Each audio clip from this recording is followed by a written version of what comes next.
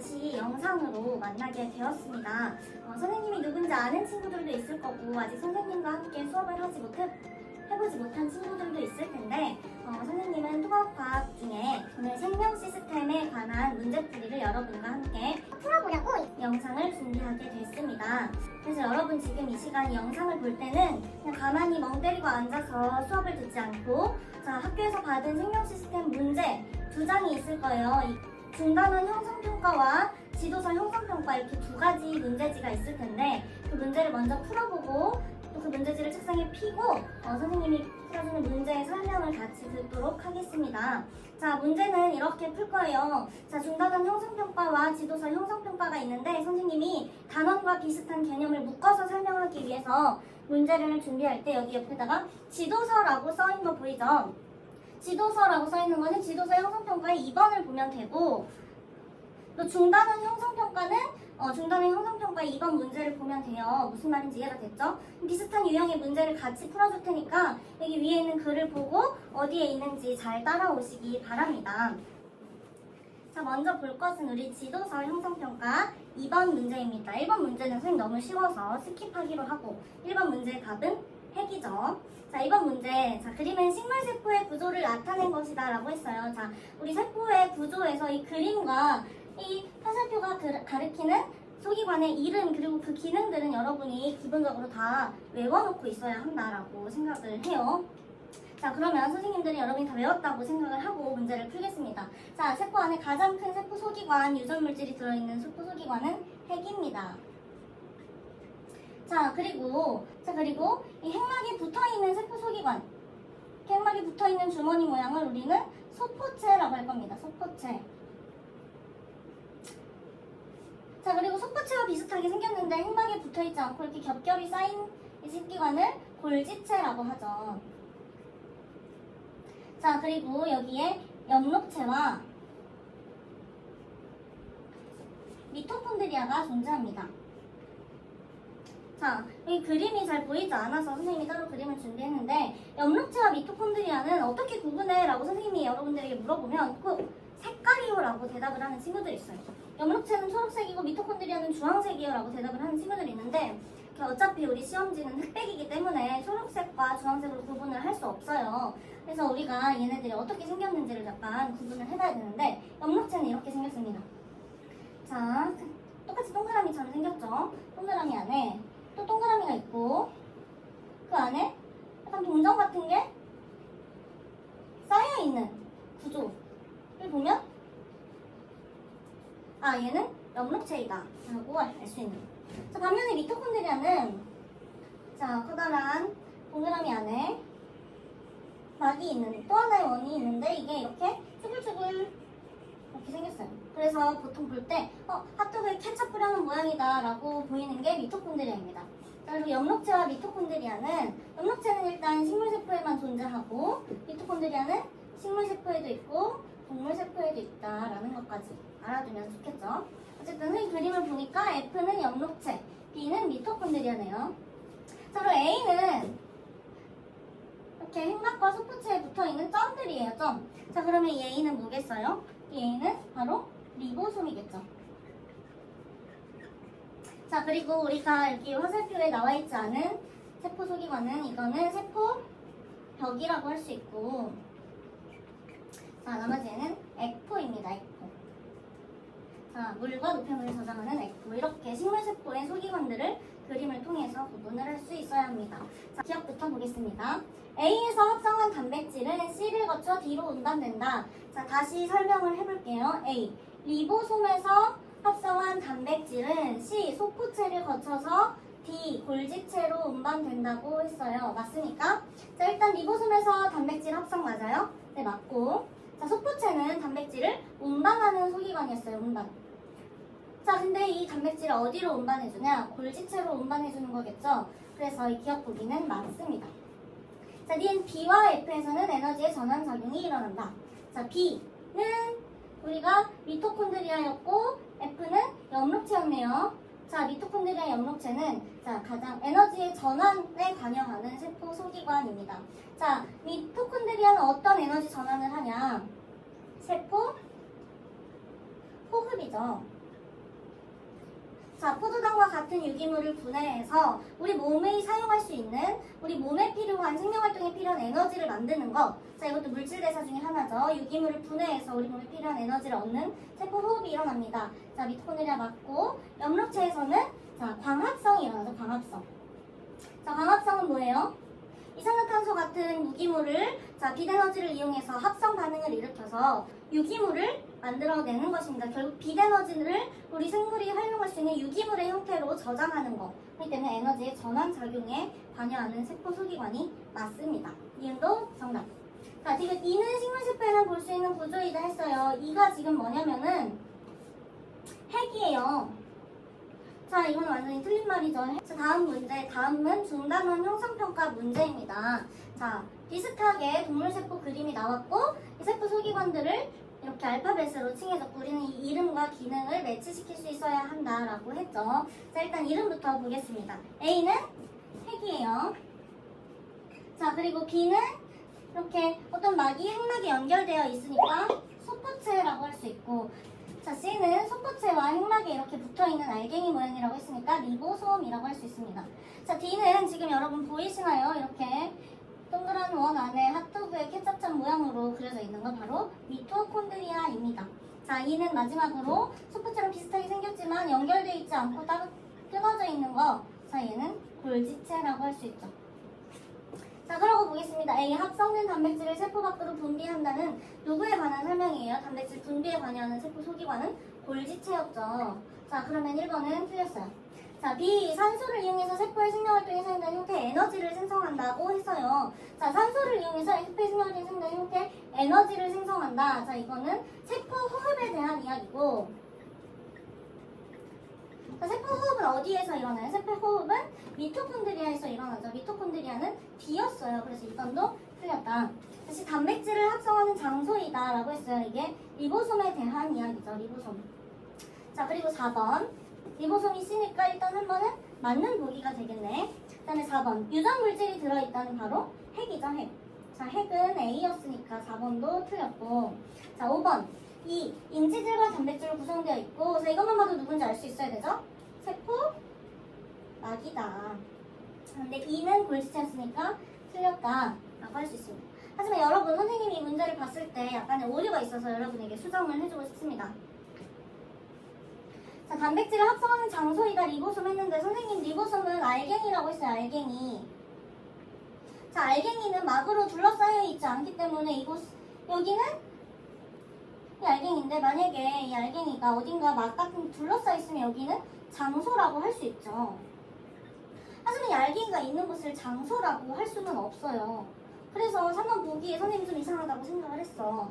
단백질을 합성하는 장소이다 라고 하지 않고 단백질을 합성하는 기관이다 라고 해야 답이 맞습니다. 만약에 단백질을 합성하는 장소를 물어보면 이 리보솜이 존재하는 곳, 그 세포질이 단백질을 합성하는 장소가 되는 거예요. 그래서 이 문제의 의도는 이 리보솜의 기능을 물어보고 싶었지만 여기 장소라는 단어가 들어가서 좀 헷갈릴 수도 있었을 텐데, 자, 원래는 리보솜은 장소가 아니라 기관이고 단백질을 합성하는 장소는 세포질이다까지 여러분 고급 정보로 알아두기를 바랍니다. 자, 그럼 일단 세포의 구조는 여기서 끝나고 이제 세포막의 투과성에 대한 시험 이야기를 종료 10분 해보겠습니다. 전입니다. 자, 이제 그러면 세포에 대한 설명이 여기서 마치고 이제 세포막에 대해서 조금 더 알아보겠습니다.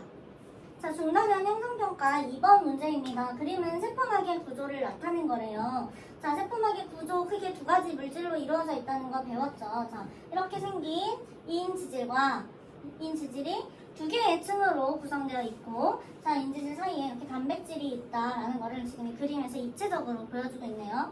자, 인지질은 머리 부분과 꼬리 부분의 특성이 달랐는데, 머리 부분은 물과 친한 부분, 자, 그리고 꼬리 부분은 기름과 친한 부분이다, 기름과 잘 섞이는 부분이다 라고 했어요. 그리고 그 사이에는 막 단백질이 들어있다 이라고 했는데, 자, 이 막단백질이 왜 막단백질이에요? 라고 물어보는 친구들이 몇 명 있었어요. 이 막단백질이 왜 막단백질일까?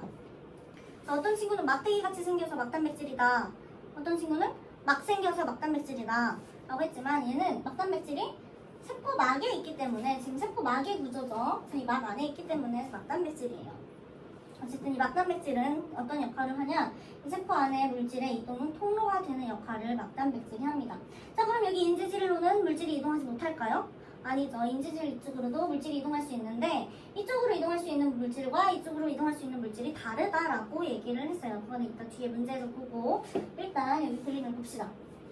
자, A는 친수성, B는 소수성이다 했어요. A가 머리고 지금 B가 꼬리이기 때문에 A가 머리에 있고 B가 꼬리에 있기 때문에 친수성, 물이랑 친하다 맞고, 자, B는 소수성이다. 소수성의 소는 싫어한다 이런 뜻이에요. 싫어한다, 피한다.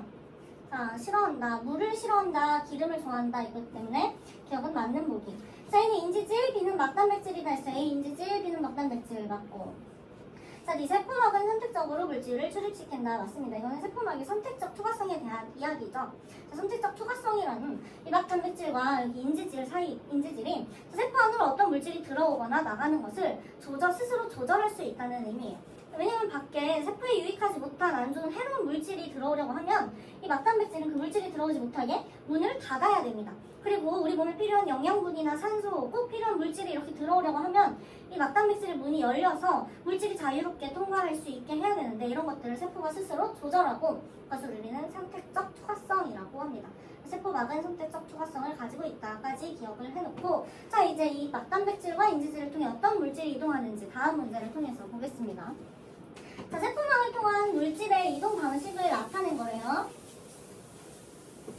자, 세포막에 인지질과 막단백질이 있다고 했는데, 자, 1번 그림은, 자, 어떤 물질이 세포막의 인지질층을 통해서 통과하는 그림이고, 자, 2번 그림은 어떤 물질이 세포막의 막단백질을 통해서 통과하는 그림이네요. 자, 이렇게 인지질 이중층을 통해 통과할 수 있는 물질은 어떤 것들이 있었나요? 자, 분자가 작은 거, 그리고 누구랑 친한 거? 기름이랑 친한 거, 소수성 물질이 이 층을 통과할 수 있습니다. 왜냐하면 그림으로 보다시피 이 친수성 층보다 소수성 층이 더 차지하는 비율이 크기 때문에 기름과 잘 섞이지 못하는 물과 친한 애들은 이 가운데 부분을 뚫고 통과하기가 상대적으로 어려워요. 그래서 이쪽은 기름이랑 친한, 이 안쪽이랑 더 친한 애들이 지나다닐 수 있다. 자, 그리고 나머지, 자, 이쪽으로 지나가지 못하는 애들은 다 단백질을 통해서 이동을 해야겠죠. 이 단백질들은 큰 물질 또는 극성이 있는 물질, 극이 나뉘어져 있어요. 이온 같은 물질. 자, 그리고 친수성 물질, 물이랑 친한 물질, 이런 물질들이 세포 막 단백질을 통해서 이동을 한다. 이게 산소나 이산화탄소는 자, 물에 잘 녹지 않는 물질이고 보통 분자가 O2, CO2니까 작은 물질이에요. 분자가 작은 물질. 가와 같은 방식으로 확산한다. 맞습니다. 자, 나는 단백질이 관여하는 이동 방식이다. 당연히 이게 막단백질이니까 맞겠죠. 이게 가와나 이동 방식에서 모두 에너지가 소모된다고 했는데, 자, 이 그림을 보면은 이 그림은 뭐야 지금? 고농도에서 저농도로 어떤 물질이 이동하고 있죠. 자, 고농도에서 저농도로 물질이 이동하는 거는 확산입니다. 자, 확산은 에너지가 필요할까요? 필요하지 않을까요? 에너지가 필요하지 않습니다. 저절로 스스로 일어나는 물질의 이동이에요. 그렇기 때문에 디귿은 틀린 보기. 답은 기억과 이은입니다. 자, 비슷한 문제가 지도서 3번 문제에도 나옵니다. 그림만 조금 달라졌죠. 우리 A와 B를 비교해봤을 때 세포 안보다 고농도이기 때문에, 자, 고농도에서 지금 저농도로 물질이 들어오고 있죠. 이거를 뭐라고? 확산이라고 했습니다. 그래서 지금 여기에서는 확산이 일어나고 있는 거예요. 자, 근데 세포막에 인지질 이중층을 통한 확산이 있고 막단백질을 통한 확산이 있어요. 자, 인지질 이중층을 통한 확산은 어떤 물질?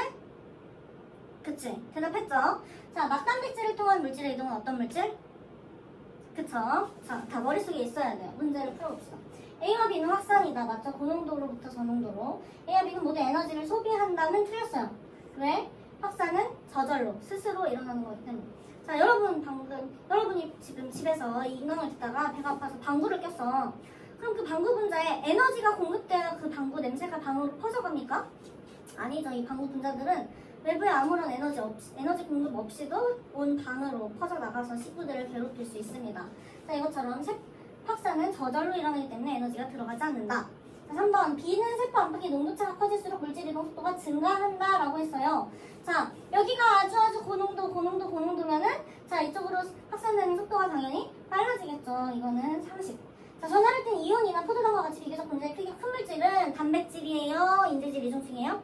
막 단백질이죠. 자, A로 이동한다. 맞았습니다. 자, 산소 이산화탄소 같이 비교적 분자의 크기가 작은 물질은 B를 통해 이동한다. 자, B 인지자 이중층을 통해서는 크기가 작은 물질, 산소 이산화탄소 같은 기체가 이동한다. 자, 여러분 문제를 여러 번 풀어보면 알겠지만 물어보는 게 거의 동일해요. 자, 앞에 문제에서도 이게 에너지가 관여하는지 물어봤고, 또 산소나 이산화탄소가 어디로 이동하는지, 또는 포도당과 아미노산이 어디로 이동하는지 나올 수 있는 보기가 사실 한정적이란 말이에요. 문제를 여러 번 풀어보면. 그렇기 때문에 여러분 시험 준비할 때 문제를 풀지 않고 외우기만 해서 교과서만 본다고 해서 시험을 잘 보기는 좀 힘든 것 같아요. 이렇게 문제를 여러 개 풀다 보면은 어떤 거를 주로 물어보는 거나 그럼 어떤 게 중요한 거구나를 여러분이 알 수 있거든요. 자, 다음 문제로 가봅시다.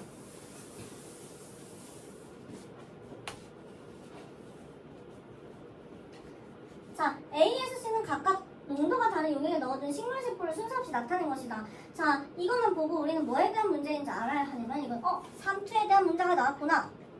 자, 왜냐면은 세포막이 있고 세포막을 통해서 물은 자유롭게 이동을 할 수 있지만 이거 외에 다른 물질, 뭐 설탕이나 소금 같은 물질은 막을 통해서 자유롭게 이동할 수 없으니까. 자, 그럼 이 세포막이 바로 반투과성 막이 되는 거죠. 큰 물질은 통과하지 못하고 작은 물질이나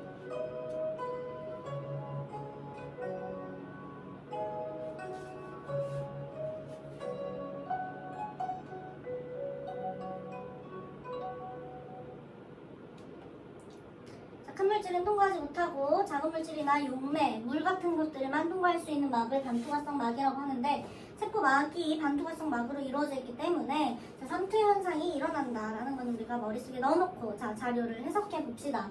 자, 농도가 다른 용액에 넣어둔 식물 세포래요. 자, 일단 정상적인 거를 찾아야겠지. 정상적인 모양의 식물 세포는 A도 아니고 C도 아니고 B예요. 자, 그럼 B가 지금 정상적인 식물 세포인데, 정상적이라는 거는 물이 더 많이 들어오지도 않고 물이 더 많이 나가지도 않은 상태. 즉 뭐냐면은, 자, B가 들어있는 세포는, 자, B는 어떤 용액에 들어있는 세포냐? 자, 이 안에 있는 세포의 농도와 자, 이 바깥에 있는 용매의 농도가 같은 세포다 라고 할 수 있어요. 그래서 세포 안의 농도와 세포 밖의 농도가 같기 때문에 이 세포는 정상적인 세포 모양을 유지한다 할 수 있고, A의 모습을 봅시다. 자, A는 지금 세포가 쪼그라드는 모습이에요. 쪼그라드는 모습은 뭐냐면 물이 안으로 들어온 거예요? 밖으로 나간 거야? 물이 밖으로 나간 거죠.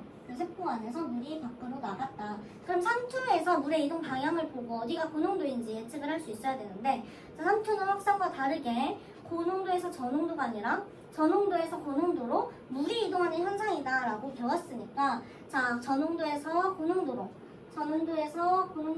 물이 이동하는 현상이다 했으니까 A는 세포보다 농도가 높은 용액에 세포를 담갔을 때 일어나는 현상이다 라고 할 수 있죠. C는 물이 어떻게 된 거예요 지금? 자, 세포가 빵빵해졌어. 그럼 밖에서 안으로 들어온 거죠. 자, 그러면 다시 삼투는 저농도에서 고농도로 물이 이동하는 거다. 저농도에서 고농도로 물이 이동하는 거다. 자, C는 어떤 용액에? 세포보다 농도가 낮은 용액에 넣었을 때의 현상이구나 라는 것을 알고 보기를 봅시다. 기억은 세포안보다 낮은 농도의 용액을 넣어둔 것이다 했는데 높은 농도니까 지금 틀렸고, B는 세포 안과 밖으로 이동하는 물의 양이 같다. 그쵸? 들어오는 물의 양이나 나가는 물의 양이 같다. 자, 근데 물이 이동하지 않는다. 들어오지도 않고 나가지도 않는다. 이거는 물의 양이 없다라고 하면은 그거는 틀린 보기입니다. 자, 이거는 물이 이동은 하지만, 왜냐면 우리 모든 분자들은 끊임없이 운동하고 있기 때문에 나가기도 하고 들어오기도 하지만 그 양이 같아서 지금 정상적인 모양의 세포로 보이는 거죠. 자, C는 세포 외부에서 내부로 물이 이동하여 세포가 팽팽해진다. 그렇죠? 세포 외부에서 내부로 물이 들어와서 지금 세포가 팽팽해진 그림입니다. 답은 니은 디귿이 되겠습니다. 자, 그 다음에 우리 다음 단원으로 들어왔습니다. 지도서 형성평가 5번 문제부터 우리가 생체촉매 효소에 대한 내용을 배우고 또 물질대사에 대한 내용이 여기 나옵니다. 가장 먼저 나오는 내용은 이 카탈레이스가 과산화수소를 분해하는 반응이 나오는데, 이거는 자주 나오는 실험이고 교과서에도 들어있는 실험이기 때문에 생강과 감자를 과산화수소에 넣었을 때 과산화수소에서 기포가 발생한 반응입니다. 이거를 선생님이 식으로 써보면은 과산화수소가 분해돼서 물과 산소가 발생되는 반응인데요. 자, 이 반응은 사실 생강이나 감자가 없어도 일어날 수 있는 반응입니다. 이거는 바로 과산화수소의 분해 반응이에요. 분해 반응 결과 기포가 생기면서 과산화수소가 분해되었다라고 알 수 있는데, 자, 이 반응을 빠르게 해주는 물질이 생강과 감자 안에 들어있는 거예요. 자, 그 물질이 뭐라고요? 카탈레이스입니다. 카탈레이스는 생물체에 들어있는 효소로 과산화수소를 분해하는 역할을 하는 효소예요. 자, 이 물질 대사, 생물체 안에서 일어나는 물질 대사를 빠르게 해주는 아이죠. 그리고 이 효소는 여러 가지 특징이 있어. 그리고 이 효소는 특징이 있는데, 자, 어떤 특징이 있냐면 이 반응이 일어나는데 필요한 에너지를 줄여주는 역할을 하고 반응이 쉽게 일어날 수 있게 해주는 거죠. 두 번째, 이 카탈레이스는 재사용이 가능합니다. 효소는 어떤 반응에 직접 참여하는 게 아니라, 선생님 가위라는 얘를 가끔 들곤 하는데 아주 똑같진 않겠지만 가위처럼 어떤 거를 분해하고 자기는 그대로 남아있는 거예요. 그러면 또 새로운 반응물을 만났을 때 아직 분해되지 못한 과산화수소가 또 새로 오면은 이거를 또 잘릴 수 있겠죠. 그 다음에 또 얘는 이제 방출되고, 하지만 얘는 그대로 남아있어요. 또 새로운 물질이 오면은 얘를 분해하고 떨어지고. 그래서 이 효소는 우리 몸의 도구와 같기 때문에, 반응을 빨리 잘 일어날 수 있게 해주는 도구와 같기 때문에, 자, 얘는 재사용이 가능하다라는 것까지 효소의 특징으로 알아두면 되겠습니다. 자, 감자와 생강 속에는 과산화수소의 분해 효소가 들어있다. 맞죠? 과산화수소 분해 반응을 촉진해주는 효소가 있습니다. 자, 감자나 생강을 넣으면 과산화수소의 분해 반응이 활발하게 일어난다, 빠르게 일어난다. 맞는 얘기죠. 속도를 빠르게 해주는 거예요. 그러니까 반응이 끝난 시험관, 반응이 끝났다는 거는, 선생님 다시, 이 효소와 과산화수소가 만나서 이 효소가 과산화수소를 자르는 반응을 하는데, 이 반응이 끝났다는 건 뭐냐면은 이 효소가 없어졌다는 게 아니라 이 과산화수소가 다 분해됐다는 뜻이에요. 사실 더 이상 남아서 자를 과산화수소가 없을 때 반응이 끝나고, 이 반응이 끝난 시험관에 과산화수소를 추가로 넣어주면, 이 과산화수소를 추가로 넣어주면, 분해되지 않은 것을 추가로 넣어주면 반응이 일어나 안 일어나? 반응이 일어나죠. 이 분해 반응이 또 일어나서 산소기체가 발생을 하게 됩니다. 이것은 틀린 독이네요. 답은 기억 니은입니다.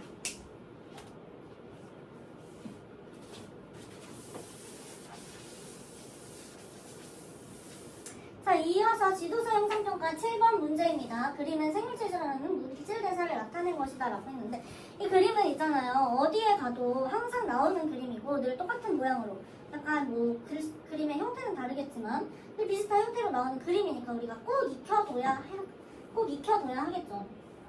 자, 일단 각 반응을 보면 이 작은 분자가 모여서 큰 분자가 되는 반응입니다. 특히 여기는 아미노산이 모여서 단백질이 만들어지는 단백질 합성 과정을 그림으로 제시해주고 있습니다.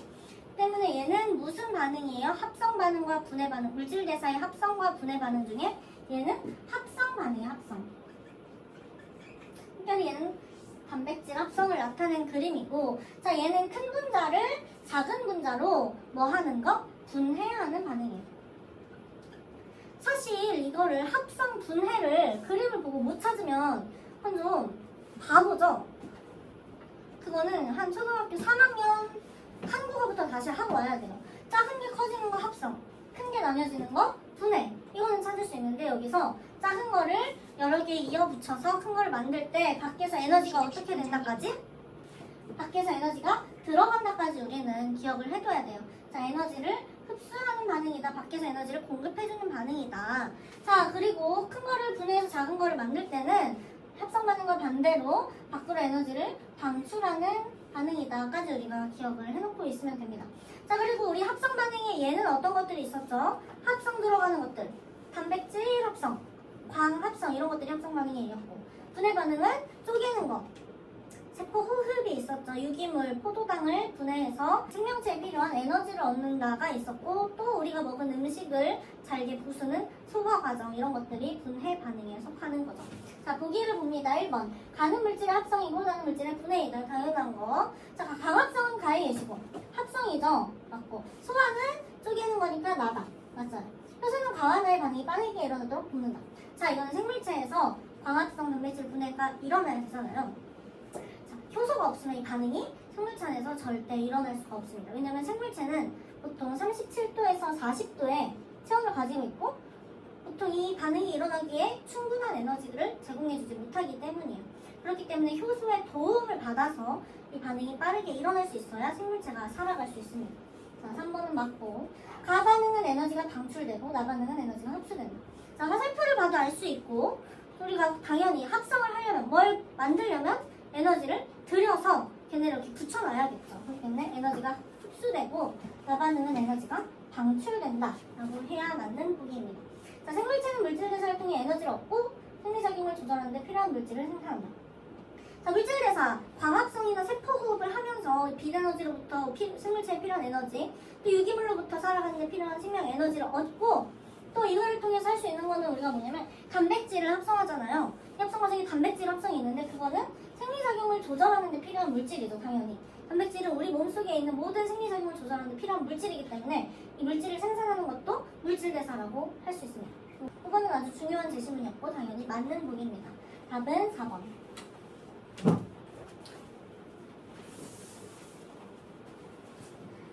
자, 똑같은 그림이 중단원 형성평가 4번 문제에도 나와 있어요. 자, 이거 보면은 이제 에너지 흡수가 써있고, 자, 여기에 무슨 반응이라고 들어갈 수 있어요? 여기 당연히 합성 반응. 왜 합성이에요? 작은 분자가 커졌으니까. 자, 그럼 반대는 큰 분자가 작아지는 분해 반응이다. 라고 딱 써놓고, 근데 빈칸이 하나 더 있죠? 자, 합성과 분해 반응. 우리 몸속에서 일어나는 물질 대사할 때 꼭 필요한 거 뭐? 효소. 자, 효소가 이 반응을 촉진한다. 효소 없으면 이 반응 안 일어난다. 까지 적어놓고 문제를 봅시다. 자, 기억은 생체 촉매이다. 자, 생체 촉매의 다른 말 효소 똑같은 말이죠. 똑같은 말인 거 모르는 사람은 제목을 안 보고 단원의 제목을 보지 않은 거죠. 단원의 제목이 생체 촉매 효소니까 자, 기억은 생체 촉매이다. 맞는 부분입니다. 이은 가는 물질의 합성, 나는 물질의 분해이다. 이건 당연한 말이고, 광합성은 가에 의해, 소화작용은 나에 의해이다. 맞습니다. 자, 보시다시피 아까랑 다른 문제인데 똑같은 그림을 쓰고 똑같은 예가 나왔어요. 그만큼 이런 거는 중요하고 여러분이 꼭 알아둬야 하는 개념이다라고 할 수 있습니다. 5번 문제 보겠습니다. 5번 문제는 단백질의 합성과 관련된 문제입니다. 단백질의 합성을 알기 위해서는 단백질의 단위체가 무엇인지, 무엇이 연결돼서 무엇이 어디서 연결돼서 단백질이 되는지 우리가 알아야 해요. 자, 단백질을 구성하는 단백질의 단위체는 우리 뭐라고 배웠나요? 그쵸, 아미노산이죠. 그러면 우리 이것을 아미노산이라고 할 수 있습니다. 자, 그리고 아미노산이 이렇게 여러 개 연결돼서 단백질이 만들어지는데, 자, 이렇게 아미노산이 연결돼서 만들어지는 곳은 어디라고 했죠? 자, 이렇게 이렇게 아미노산을 연결시키는 소기관은 리보솜이라고 했고, 세포 안에서 리보솜이라고 했고, 그 장소는 세포질이라고 했습니다. 그래서 리보솜에서 일어나는 단백질의 합성과 또 이렇게 단백질의 분해 과정을 나누고, 자, 보기의 문제를 보겠습니다. 자, 리보솜에서 일어나는 단백질의 합성이라는 것도 알고, 여기 특별히 단백질 합성 얘기가 나오면은 뒷단원의 내용과 연결도 시킬 수 있어야 돼요. 자, 이렇게 이렇게 아미노산을 연결해서 단백질을 합성할 때 RNA의 정보를 따라서, 자, RNA의 코돈, 3개의 염기인 코돈을 하나의 아미노산을 지정해서 그거를 읽어가면서 단백질을 합성한다까지 우리 머릿속에 집어넣고 뒤에 문제 나올 거니까 보기를 봅시다. 기억, 가 과정은 단백질이 분해되는 과정이라 했어요. 자, 여러분 프린트 보고 계시죠? 여기는 화살표가 잘 안 보이는데, 자, 가 과정은 아미노산이 지금 단백질로 연결되는 과정입니다. 나 과정은 단백질이 아미노산으로 분해되는 과정. 그림만 볼 수 있으면 아무것도 몰라도 풀 수 있는 문제예요. 단백질이 합성되는 과정이죠. 나 과정에서는 에너지가 방출된다 했어요. 나 과정. 지금 단백질이 아미노산으로 분해되는 과정이에요. 자, 합성 반응, 분해 반응? 분해 반응입니다. 분해 반응은 에너지가 들어야 나가요. 에너지가 밖으로 나가죠. 자, 그렇기 때문에 에너지가 방출된다. 맞습니다. 지금 가나 과정에 모두 효소가 작용한다 했어요. 자, 지금 생명체에서 일어나는 반응이다. 근데 합성과 분해 반응이다. 당연히 효소 필요하죠. 자, 그럼 답은 니은 디귿입니다.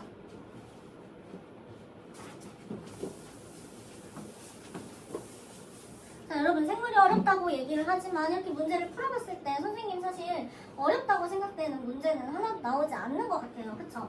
여러분. 자, 그럼 이제 다음 단원으로 넘어가겠습니다. DNA와 유전자 단백질의 관계에 대한 설명으로 옳지 않은 거, 이거는 여러분들이 사실 조금 헷갈리기 쉽기 때문에 물어보기 좋은 문제예요. 그리고 이 그림이 교과서에 그대로 나와 있는데 이 그림 선생님이 아주 좋아하는 그림입니다. 자, 봅시다. 이거 이중 나선으로 꼬인 모양은 당연히 DNA를 의미하는 거죠. 자, DNA와 유전자의 관계를 물었을 때 DNA는 실제로 이렇게 이중 나선으로 구성되어 있는 유전 물질이다. 부모로부터 자식으로 물려받는 물질이다라고 할 수 있고, 이 안에 유전 정보가 담겨 있다라고 할 수 있죠.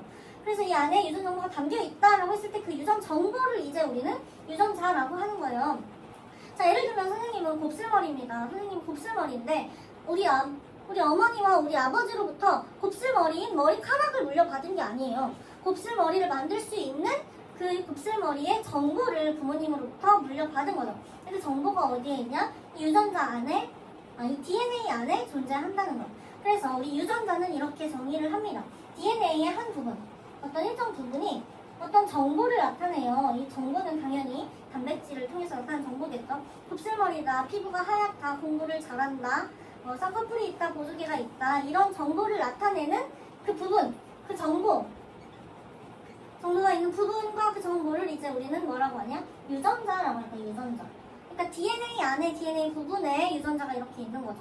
이 그림에서도 알 수 있다시피 DNA가 이렇게 쭉 한 분자로 연결이 되어 있는데 여기서부터 여기까지는 유전자 1, 여기서부터 여기까지는 유전자 2 이렇게 나타내네요. 그렇게 이걸 보고 우리가 알 수 있는 건 뭐냐면 한 분자의 DNA 안에는 하나의 유전자만 있는 게 아니라 이 부분은 유전자 1, 이 부분은 머리 색깔 유전자, 이 부분은 눈 색깔 유전자, 이 부분은 키에 대한 유전자, 이렇게 하나의 분자의 DNA 안에 여러 가지 유전자가 들어갈 수 있다라는 것도 우리가 알 수 있죠. 자, 이 유전자는 매우 길기 때문에 우리 세포 안에 들어가기 위해서 칭칭칭 감겨서 정리를 해서 들어가 있어야 합니다. 자, 그래서 DNA를 어디다 감냐? 이 단백질에다 감는 거예요. 단백질은 그러니까 약간 휴지심에 있는 심 같은 역할이죠. 거기다가 이렇게 긴 휴지를 감는 거랑 마찬가지로 이렇게 긴 DNA가 엉키지 않게 단백질에다 이렇게 감겨서 똘똘 뭉쳐서 염색체 형태로 세포 안에 들어가 있다라고 생각을 하면 됩니다. 그래서 이 DNA와 단백질이 가장 응축돼서 뭉쳐진 형태를 염색체라고 하고, 그게 이렇게 살짝 풀려 있으면, 이렇게 실모양으로 풀려 있으면 염색사라고 하는데, 어쨌든 염색체와 염색사 안에는 DNA와 단백질이 이렇게 묶여서 같이 존재하고 있다까지 알고 있으면 되겠죠. 자, 그리고 이 DNA와 유전자 단백질의 관계에 대한 설명으로 옳은 거를 고르라고 했네요. 자, 유전자는 DNA상의 특정 위치에 있다라고 했습니다. 자, 맞죠? 여기 DNA상의 특정 위치에 유전자가 있다. 맞는 표현입니다.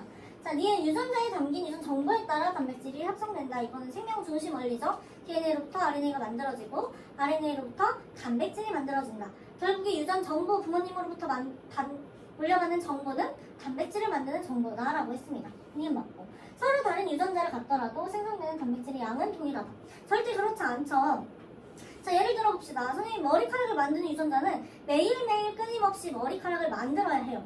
그쵸? 머리카락이 단백질로 이루어져 있는데 이 머리카락을 만들어지는 세포는 매일매일 단백질을 매일매일 머리카락을 만드는 단백질을 만들어야 해요. 그거에 비해 우리의 신경세포 같은 것은 더 이상 새로운 세포로 분리되지 않고 새로운 것을 만들지 않아요. 근육도 우리가 성인이 돼서 어른이 되면 새로운 근육세포가 만들어지지 않아요. 그거는 뭐냐면 거기서는 이제 더 이상 많은 양의 단백질을 매일매일 만들 필요가 없고 어느 부분이 손상됐으면 그 손상을 메꾸는 정도의 단백질 합성만 필요하다는 거예요. 그렇기 때문에 우리 몸의 유전자에는 너는 이거를 매일매일 많이 만들어라는 정보라든지 너는 어떤 신호가 왔을 때 세포가 손상됐을 때만 이 단백질을 만들어라든지 자 그렇게 어느 단백질을 발현할 것인가 뿐만이 아니라 얼만큼 발현할 것이냐 언제 발현할 거냐 라는 정보까지 다 유전자 안에 들어가 있습니다. 이게 생명의 신비죠. 바로 어쨌든 서로 다른 유전자는 서로 다른 위치에서 다른 양의 단백질 필요한 위치에서 필요한 양만큼의 단백질을 생산한다 라고 알고 있으면 되겠습니다.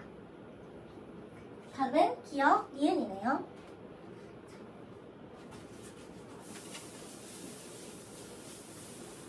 자, 10번 그림은 세포에서 유전 정보의 흐름을 나타낸 것이다. 아까 선생님이 말했던 이 생명 중심 원리죠. 생명이 탄생하기 위해서, 생물이 생명 활동을 유지하기 위해서 반드시 중심에 있어서 일어나야 하는 원리다.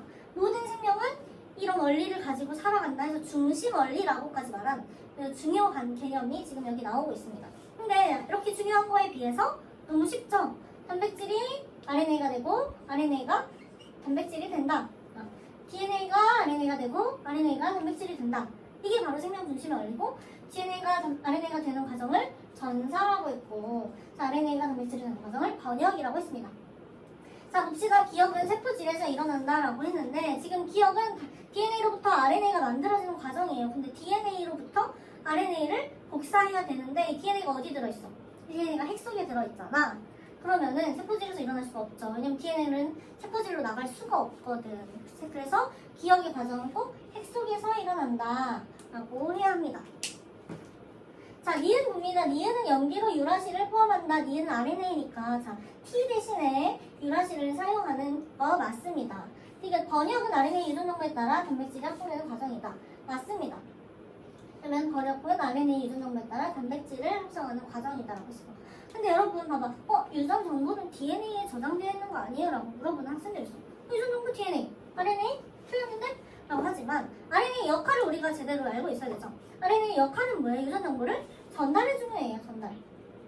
그렇기 때문에 DNA만 유전 정보를 가지고 있는 게 아니라 이 DNA를 복사한 RNA도 DNA가 가지고 있는 유전 정보를 그대로 가지고 있을 수 있다. 그렇기 때문에 RNA한테 유전 정보가 있다 없다? 있다. 그래서 유전 정보에 따라 단백질이 합성되는 과정 맞습니다. 그럼 답은 니은 디귿이죠.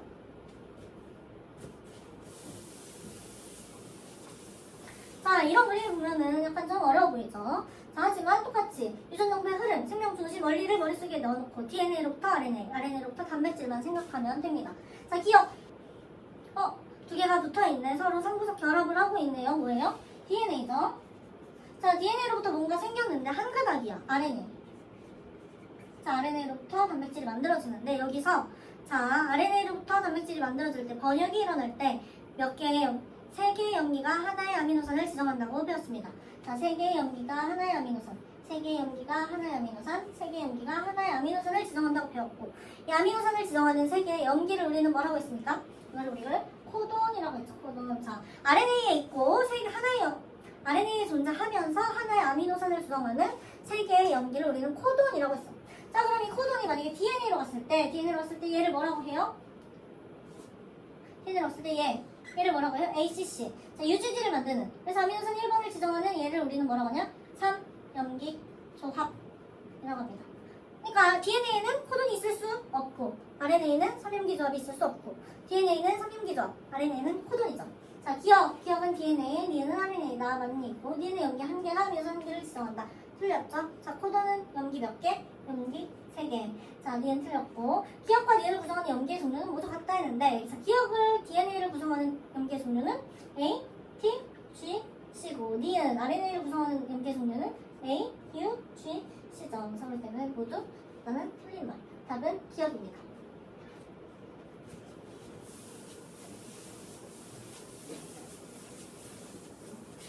자, 7번 유전 암호 체계의 공통성에 대한 이야기가 나옵니다. 유전 암호 체계의 공통성이라는 이야기는 자, 앞에서 봤듯이 자, 이렇게 DNA로부터 RNA가 만들어지고 RNA로부터 단백질이 만들어진 이 생명 중심 원리뿐만이 아니라 이 생명 중심 원리에서 사용되는 언어들이 ATGC, AUGC 그리고 단백질 1번부터 20번이 사람에게만 있는 게 아니라 동물에게만 있는 게 아니라 식물에도 있고 세균에도 있고 심지어 바이러스까지 자, 모든 생물의 특성을 가지고 유전 물질을 가지고 있는 모든 생물들은 같은 언어를 사용한다라고 해서 유전 암호 체계의 공통성이라고 얘기를 했습니다. 하지만 그게 유전 암호가 같다는 말과 같은 것은 아니에요. 자, 사람은 분명 강아지와 유전 암호가 다릅니다. 그쵸? 사람은 사람을 만드는 유전 암호를 가지고 있고 강아지는 강아지를 만드는 유전 암호를 가지고 있겠죠. 하지만 그 암호를 가지고 있는 언어는 뭐라는 거예요? ATGC라는 염기로 사람을 만드는 정보를 가지고 있는 거와 동일하게 걔도 ATGC라는 염기로 강아지를 만드는 정보를 저장하고 있다는 거예요. 그것뿐만이 아니라 사람이 TGG라는 염기로 사람이 ACC라는 염기로 UGG라는 코돈을 만들어서 UGG라는 코돈이 1번 아미노산을 지정했다면 그 과정이 똑같이 동물에서도 식물에서도 심지어 곰팡이와 세균에서도 같은 아미노산을 지정한다. 언어가 완전히 동일하다, 비슷하다라고 하는 게 이게 유전나무 체계의 공통성입니다. 자, 유전나무 체계는 생물종이 고유한 특성이다 했는데, 자, 틀린 말이에요. 생물종이라는 건, 왜냐면 생물종이라는 건 종류거든요, 종류. 근데 유전나무 체계는 생물 종류, 사람이면 사람, 개면 개의 고유한 특성이 아니라 모두가 공유하고 있는 공통된 특성이에요. 고유한 특성이 아니라 공통된 특성이라고 해야 맞는 거죠. 거의 모든 생물의 하나의 코드는 하나의 아미노산을 지정한다.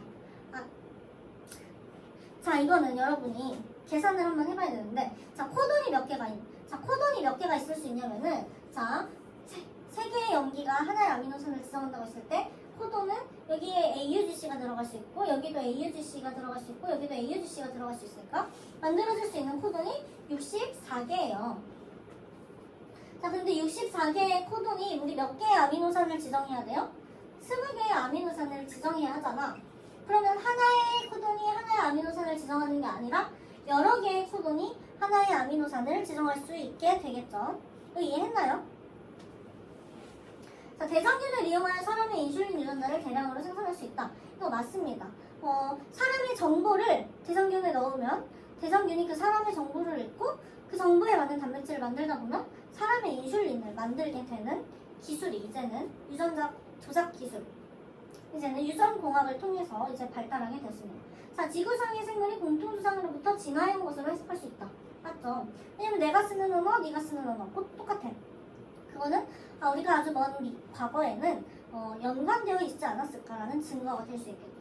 세균에서부터 사람에 이르기까지 거의 모든 생물의 유전암호 체계는 동일하다. 맞습니다. 자, 주의해야 할 거, 유전암호는 동일하다라고 하면 틀린 거예요. 유전암호 체계가 비슷하다. 언어가 똑같은 거지 쓰여있는 정보는 다를 수 있다.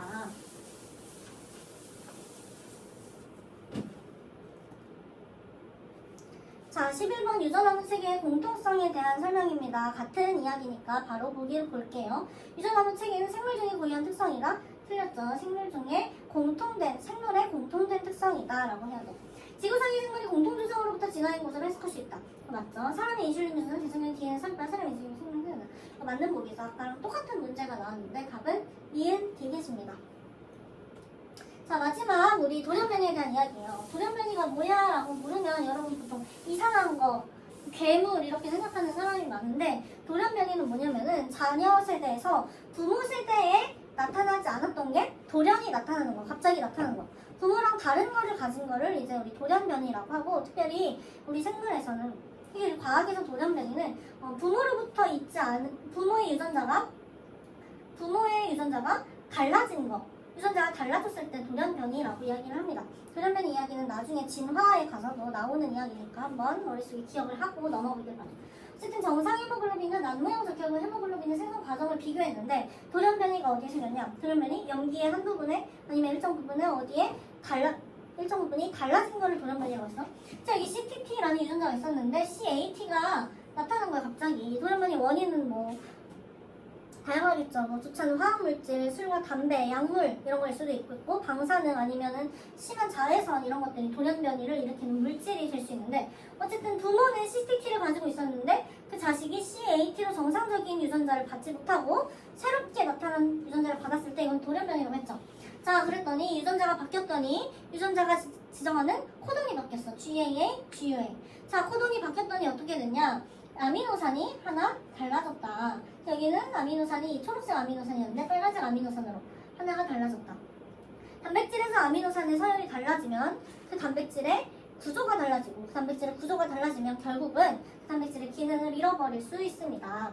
자, 그렇기 때문에 정상 헤모글로빈은 이렇게 원반 모양의 헤모글로빈이 나오는데 구조가 이상해졌어. 난 모양이 됐죠. 그러고 얘는 기능을 잃어서 얘는 이제 기능을 잃어서 빈혈이라는 증상, 정상적으로 피를 운반할 수 없는 증상을 만들게 됩니다. 기억 볼게. 아미노산 종류가 하나 바뀌면 RNA 염기가 바뀌나. 이건 틀렸죠.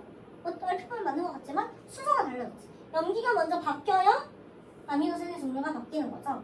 왜냐면 염기로부터 RNA 염기로부터 아미노산이 만들어지기 때문에 DNA 염기 서열이 바뀌면 아미노산의 서열이 바뀐다. 이건 맞죠? DNA가 바뀌면 RNA가 바뀌고 RNA가 바뀌면 아미노산이 바뀐다.